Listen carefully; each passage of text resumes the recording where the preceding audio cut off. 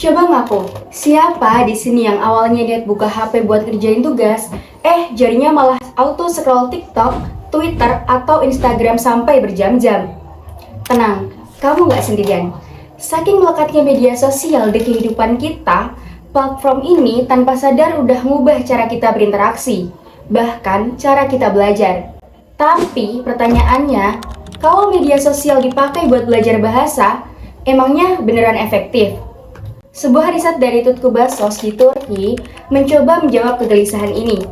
Beliau meneliti 120 mahasiswa calon guru bahasa sama kayak kita untuk melihat gimana sih sikap mereka terhadap penggunaan media sosial buat belajar bahasa.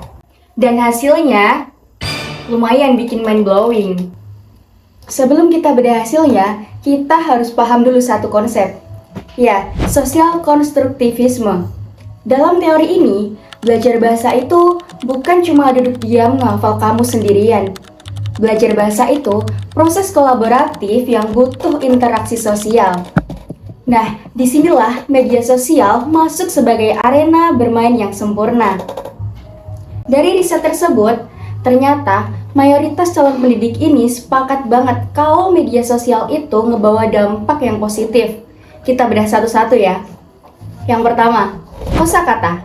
Hampir semua responden, tepatnya 93,4% setuju banget kalau media sosial itu ngebantu mereka nemuin kosakata baru. Yang kedua, suasana belajar. Sebanyak 85,8% bilang kalau belajar lewat media sosial itu jauh lebih santai dan bebas stres.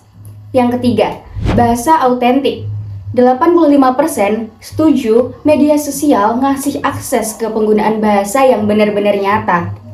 Tapi tunggu dulu, jangan buru-buru mutusin buat belajar full via media sosial. Misalnya, buat tata bahasa atau grammar. Lebih dari separuh responden merasa bahwa media sosial itu nggak banyak ngebantu grammar atau struktur kalimat baku. Sebanyak 57,5% mahasiswa bilang media sosial malah bikin mereka susah merencanakan dan mengatur waktu buat belajar. Dan yang paling fatal, media sosial nggak ngebangun daya juang kita. Lebih dari 58% merasa bahwa media sosial nggak memotivasi mereka untuk bertahan pas lagi pengen nyerah. Bawaannya pasti pengen close tab materi, terus lanjut nonton video kucing. Ada satu temuan unik lagi nih. Ternyata jenis kelamin gak ngaruh sama sekali. Tapi tingkat kelas ngaruh loh.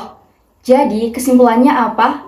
Faktanya 45% calon guru udah jadiin media sosial sebagai rutinitas wajib dalam pengalaman belajar mereka.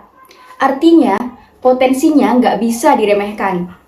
Nah, buat kita para mahasiswa, khususnya calon pendidik bahasa masa depan, tantangan terbesarnya ada di depan mata kita. Kita harus bisa merancang media ajar yang mengintegrasikan platform hiburan ini menjadi alat belajar yang terarah. Secanggih apapun teknologi AI atau media sosial, proses belajar tetap butuh sentuhan langsung dari seorang guru buat bikin maknanya sampai ke siswa. Mari bijak bermedia, mari terus berbahasa. Sampai jumpa di video selanjutnya dan selamat berkarya.